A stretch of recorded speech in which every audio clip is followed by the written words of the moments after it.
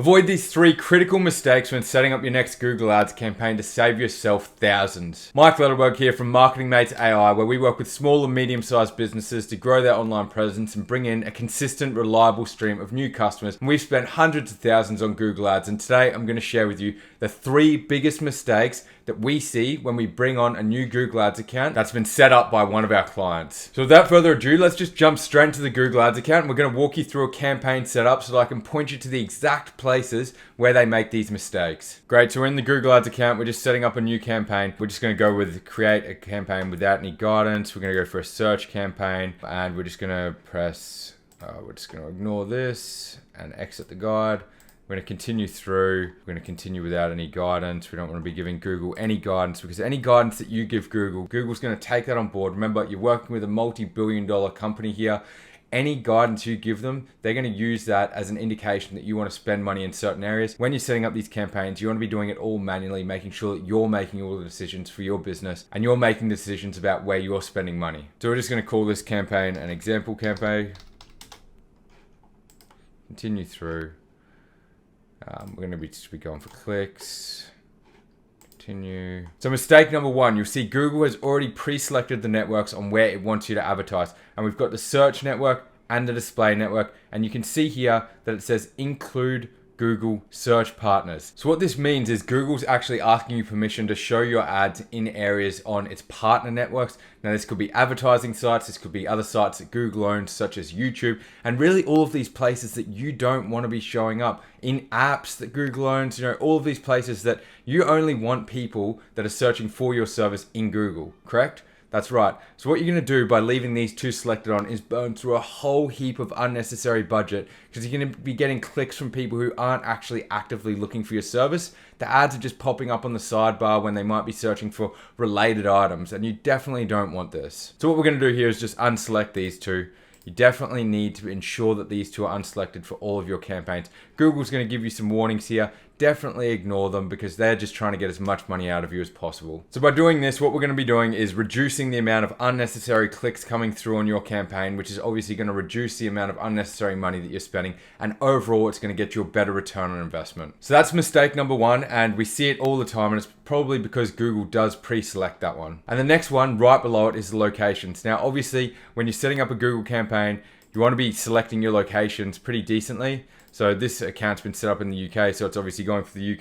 But you want to be going in here and actually selecting your locations. For example, if we wanted to just target London, we would target London. But the trick here is what's below it, and you'll see it's hidden, right? Google hides this from you, and it's showing this little drop down that says location options. And it says include people in or regularly in or who have shown interest in your included locations, recommended. Now, what does this mean? Essentially what Google's trying to get you to do here is allow your ads to be shown to people who aren't in your location, but they've shown interest in your location.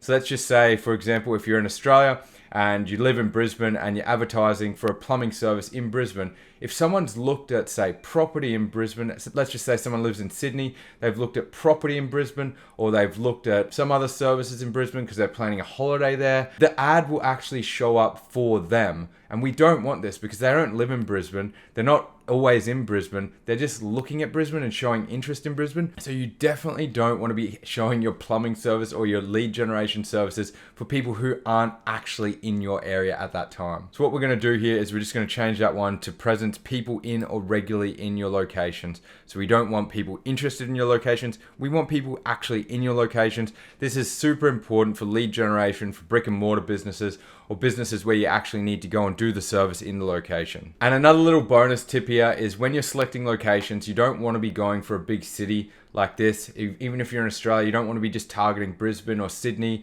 You want to be targeting down to the postcode. So rather than having a big city there, we're going to be going down to the postcodes within London. And it takes a while, but what you can actually do here is you can just go on a map, then you can actually start selecting the postcodes. We might go,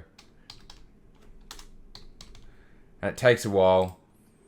What you can actually do is you can also add them in bulk if you've got a list of your locations that you're servicing, or you've got a customer list where you've got all of the locations that your clients are in with postcodes. You can just drop the postcodes straight into here and Google will automatically select them. And that's going to help you a lot down the track when you're optimizing your campaigns, and you can see where your ad spend's going and which suburbs you're actually having the most ad spend in. So now we're going to progress through the campaign, and the last thing that we're going to be looking at, it's in the more settings. So again, Google has hidden this one for you, and they've hidden it for a reason. We're bringing it to light for you so that you don't fall into this trap when you're setting up your next Google Ads campaign.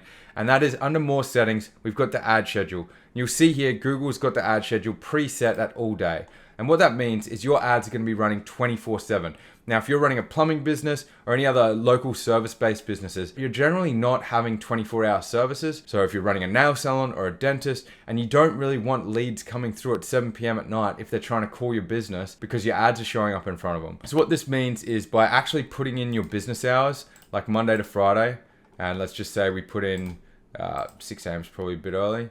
Let's just say we put in 8 till 5 in the afternoon. What that means is that your ads are no longer going to be running for around 16 hours of the day, and you're just going to save so much budget from unnecessary people clicking on your ads and realizing that they can't call your business, and then you're losing those leads, you're spending extra money on clicks, and you're just wasting a whole heap of additional money that you could be spending elsewhere to generate more revenue for your business. So just to recap, the 3 most common mistakes that we see when we take on our clients' Google Ads campaign that they've set up themselves and they're wasting a whole heap of additional budget. Number 1, avoid using search and display partners. Number 2, use precise location targeting. And number 3, add an ad schedule that matches your business hours. So that's it for this video. I really hope you enjoyed this video, and if you found this video useful, be sure to hit that subscribe button down below to continue receiving more valuable content. That's it for this one, and I really hope you stuck around until the end. See you next time.